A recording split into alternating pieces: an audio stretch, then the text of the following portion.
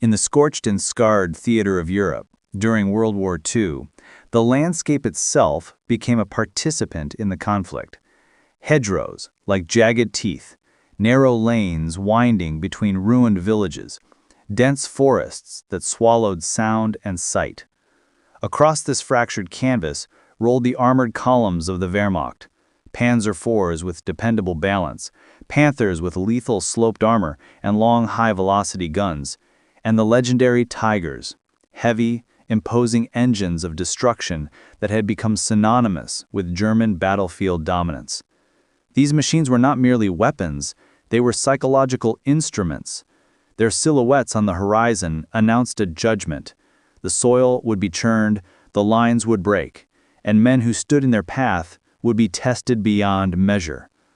For years, armored warfare had rewritten the rules of engagement, and the tank reigned supreme. The rifleman, the squad, the platoon, they were often at the mercy of tracked steel and long-range cannons. Artillery and air power helped, but they could not always be brought to bear in time or with sufficient precision. Commanders found themselves wrestling with the uncomfortable truth that machines had acquired an edge that human legs and rifles could not easily answer. It was within this context of imbalance that a modest, stubborn idea took root. What if the individual soldier could carry the means to challenge armor? What if the footman had more than bullets and grenades? What if he could carry an equalizer, a compact device, light enough to shoulder, simple enough to teach a replacement, powerful enough to rid a tank of its menace? That was the audacious premise behind the bazooka. Born from laboratories, improvisation shops, and the practical demands of frontline war, the bazooka began life as a crude tube and a concept.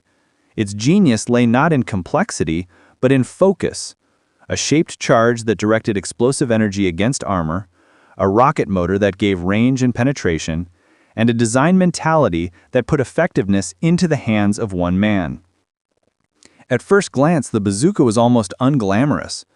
There was no brand engineering flourish, no gilded appearance, merely a steel or aluminum tube, sighting apparatus, and a rocket. The skeptics saw a pipe and a scrap, and laughed at the idea of bringing down a 40-ton behemoth with such simplicity. But the mathematics of shaped charges and the tests on captured or obsolete tanks showed otherwise. Focused energy, calculated standoff, and a metal jacket designed to produce a jet of molten metal, these were the physical truths that turned skepticism into awe. When field trials punctured armor previously thought resistant to small arms and demolition, doctrine began to change. Where once infantry would flee in the face of treads, they now had a tool that offered a fighting chance. When bazookas reached the forward lines in significant numbers, the first encounters between American infantry and German armor resembled seismic shifts in tactics. Tanks had always been vulnerable in certain conditions: flanks, rear armor, bogging terrain. But those vulnerabilities were often inaccessible without heavy support. Bazooka teams transformed those vulnerabilities into opportunities. Ambush became an art. A platoon could use buildings, collapsed walls, natural dips, and hedgerow gaps to set up a narrow field of fire. A single rocket, delivered accurately at a favorable angle, could rupture fuel lines, penetrate the engine compartment, disable tracks, and, if placed strategically, detonate within the fighting compartment itself. The result was often spectacular and brutal. Fire, twisted metal, armored hatches blown open, combusted ammunition sending lethal shrapnel into the confined crew space. For tank crews who had grown accustomed to relative immunity from small arms, the sudden eruption of flame and concussion inside their world was a new kind of terror. The ripple effects were immediate. German doctrine, which had for years exploited combined arms, with tanks leading breakthroughs and infantry following, faced a disturbing inversion. Now the presence of hostile infantry, equipped with man-portable anti-tank weapons, could stall and even reverse armored advances. Panthers and Tigers could no longer assume infantry would scatter at their approach. Commanders were forced to modify formations and procedures. Tanks advanced more cautiously. Infantry screens became essential. Reconnaissance had to probe more thoroughly for ambushes, and routes were selected with a renewed obsession for cover, concealment, and fields of fire. Sandbags, spare track shoe padding, and improvised applique armor became common add-ons in the desperate attempts to blunt the bazooka's shaped charge. Crews welded skirts, attached wooden or metal plates, and even hung sandbags from mantlets to disturb the shaped charge jet. Measures that, while conceptually understandable, often provided only marginal protection. The bazooka forced a strategic disassembly of the tank's presumed invincibility. It did not win every fight alone, but it compelled adaptation and reallocation of resources at every echelon. On the Allied side, the introduction of the bazooka catalyzed new doctrines of small-unit anti-armor warfare. Platoons learned to integrate bazooka teams as integral members of their tactical mix. Infantry leaders choreographed movement so that reconnaissance elements would spot and fix enemy armor, while concealed bazooka teams maneuvered into overlapping arcs of fire. Coordinated fire, bazooka rockets timed with satchel charges, artillery registration, and close air support when available became a force multiplier. The value of terrain knowledge went from mere survival to decisive advantage. Hedgerow gardens in Normandy, for instance, were not only hedging crops but labyrinthine shields that funneled tanks into lanes where bazooka teams could deliver crippling blows. Night maneuvers, camouflage netting, and the quiet discipline of waiting, these became the fabric of successful anti-armor operations. The human dimension is never to be underestimated. Imagine the soldier, young, often barely 20, shoulder stiff with tension, breath measured through a throat dry with fear and adrenaline, eyes trained on the sight at the end of the tube. The bazooka transformed that soldier from a passive target into an active threat. Every shot demanded calculation, range estimation, angle of attack, choosing a weak spot, whether the engine deck, the turret ring, or the seam between plates. The stakes were personal. Ammunition was limited. A missed rocket might mean that the team must relocate under fire or that they will be overrun. Yet the psychological shift in the infantrymen was palpable.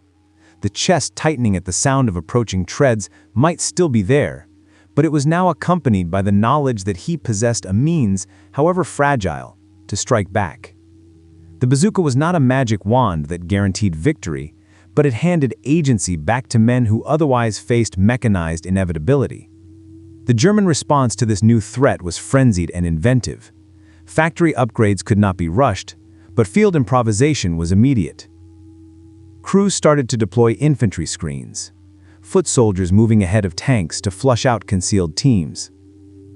Tanks advanced in combined formations with supporting artillery registering likely approach routes. Zimmerit coatings were applied on some tanks to impede magnetic mines. Track mudguards and added skirts attempted to disturb the shaped charge jet. The Panzer Schreck and the Panzerfaust, Germany's own man-portable anti-tank rockets and disposable launchers, soon echoed the bazooka's basic idea, a testament to the universal logic of portable anti-armor capability.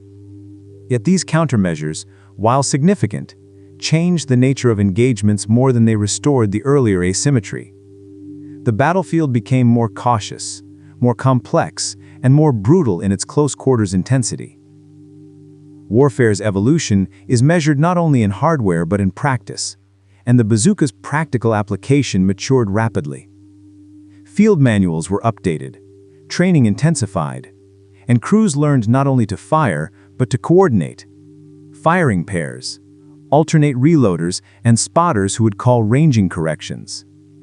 Ambush drills taught soldiers to move like ghosts, to set fields of fire and then melt away before tanks could bring coordinated fire to bear. The tactical patience required for success contrasted with the raw aggression that had characterized many armored offensives. Through these changes, the bazooka didn't merely level the technical playing field, it rebalanced the tactical and human chessboard. The strategic consequences must be considered.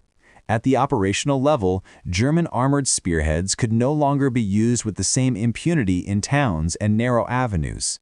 The Allies seized on this, integrating bazooka-equipped infantry into larger offensive operations, where preventing tank counterattacks or sealing gaps in advancing lines was critical.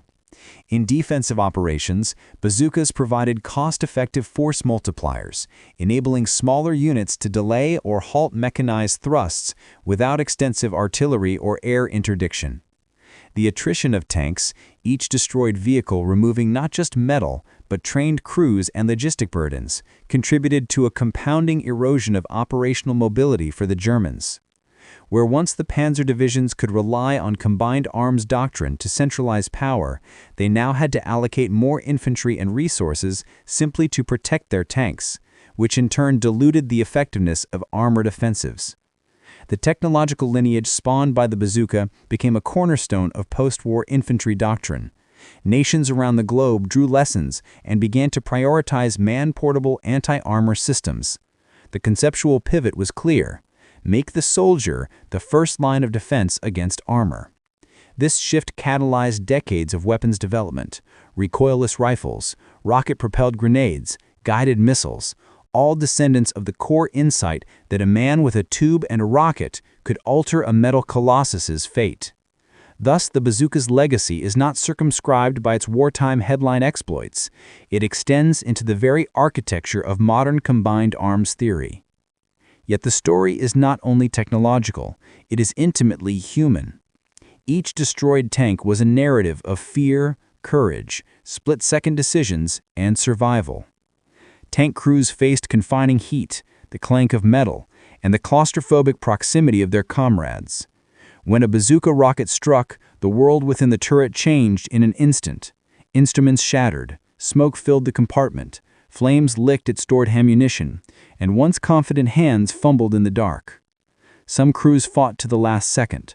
Others abandoned their positions, staggering into the open with soot-blackened faces, eyes wide with the shock of survival. For the infantry who had fired the rockets, there was no exultation devoid of solemnity. Victory came with the awareness of the cost taken to achieve it. Consider for a moment a single vignette: a squad in the tortured hedgerows of Normandy, moving slowly through the maze of earth and scrub. Visibility is limited to a few yards. Every sound is amplified: the distant thump of artillery, the occasional rat-tat of sniper fire, and the intermittent growl of a tank engine. The squad halts. A scout hunches forward, reporting the faint metallic whisper of treads. An older sergeant, hair graying at the temples, positions his bazooka team. They braced behind a low bank, hearts racing, hands steady despite the internal tremor. The Panther emerges, slow and methodical, its silhouette enormous against the hedgerow sky. The sergeant measures the angle, checks the sight, and the young gunner, a private who had written his mother from England just weeks before, squeezes the trigger. The rocket streaks, a bright arc in the dull countryside, and strikes true. The tank convulses. Flames lick the turret. The crew's shouts get swallowed by the explosion. The squad watches, stunned, as the metal beast collapses like a wounded animal. There is no jubilation, only the hollow, hard breath of men who understand both the necessity and the human toll of the act they have just witnessed. This single moment is compact with the war's broader transformation: technique, timing, courage, and a weapon invention brought together to translate individual will into collective effect. As campaigns continued, the operational tempo of war altered. German armored doctrine that once relied on rapid, decisive thrusts was eroded by the cumulative weight of resistance innovations. Logistics were strained. Replacement tanks were harder to field, trained crews were irreplaceable in the short term, and strategic initiatives slowly slipped from the Wehrmacht's grasp. The Allies leveraged this momentum.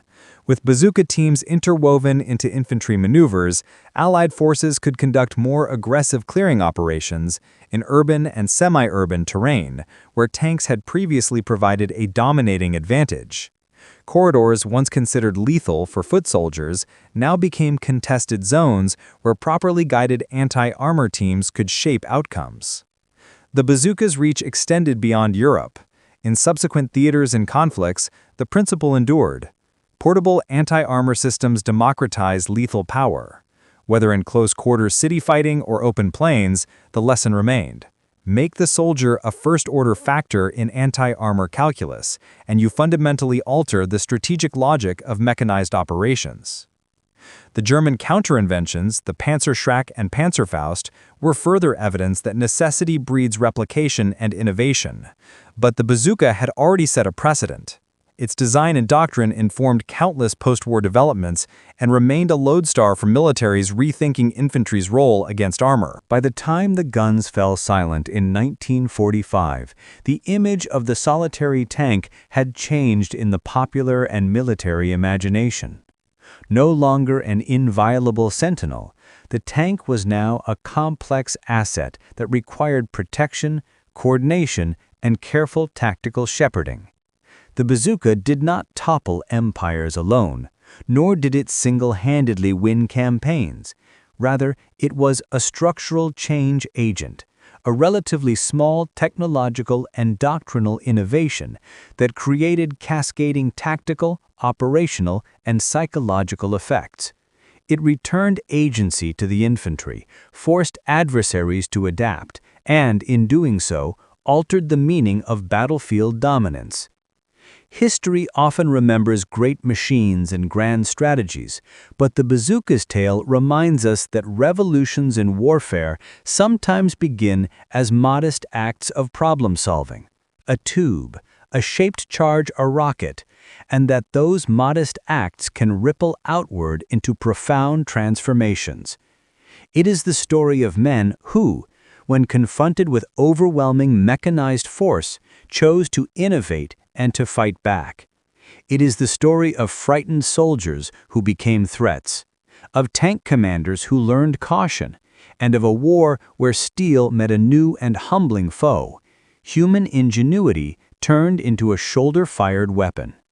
And so, across fields and towns, in the shadow of ruined cathedrals and the quiet lanes between farms, German tanks met a recurring, unassuming adversary. Not an entire army or an unstoppable artillery barrage, but a man with a tube, a measured breath, and a rocket that carved a path through steel. Time and again, the giants were surprised. Time and again, the balance shifted, if only incrementally, toward those who learned to fight differently. This is the story of that change, of tanks humbled by the bazooka, of doctrine rewritten on the hoof, and of the relentless, intimate interplay of courage, technique, and technology that reshaped the battlefield forever. When history looks back, it remembers the thunder of engines, but it must also remember the hissing arc of a rocket against the sky, the small, decisive line that altered the face of modern war.